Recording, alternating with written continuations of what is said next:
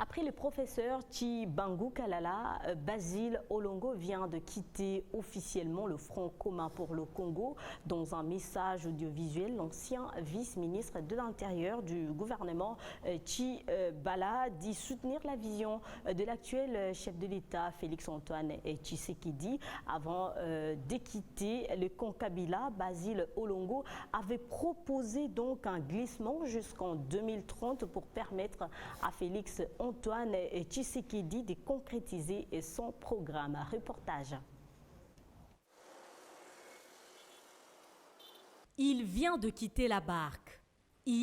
C'est Basile Olongo, ancien vice-ministre de l'Intérieur du gouvernement Tshibala, membre et signataire de la charte du Front commun pour le Congo, plateforme électorale dirigée par l'ancien président de la République démocratique du Congo et sénateur Joseph Kabila Kabange. Dans un message audiovisuel, Basile Olongo dit désormais soutenir la vision de l'actuel chef de l'État, Félix-Antoine Tshisekedi.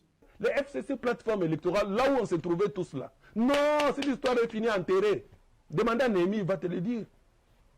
Ils ont déjà créé un regroupement politique. Donc là, vous n'êtes pas dans ce regroupement politique. Jamais, je ne peux pas rester dans ce... Un départ considéré d'un non-événement d'après India Omari. Pour ces derniers, le Front commun pour le Congo se porte bien malgré tout. Basile Olongo et Roger Lumbala sont pratiquement les mêmes. Il n'y a pas de différence entre les deux. Basile Olongo travaillait comme journaliste pour la RLTV. On l'avait introduit au FCC par bonne foi. Il était élu massivement en 2011 après avoir fait une collecte de fonds sous la supervision de Roger Lumbala. A déclaré ses cadres du Parti pour la reconstruction et la démocratie avant d'ajouter. Aux élections de 2018, Basile Olongo était le meilleur perdant.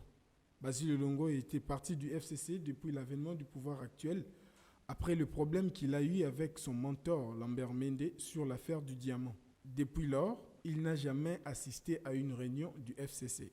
Rappelons qu'avant de quitter les camps Kabila, Basile Olongo, ancien vice-ministre de l'Intérieur, avait proposé un glissement jusqu'en 2030 pour permettre à Félix Tshisekedi de concrétiser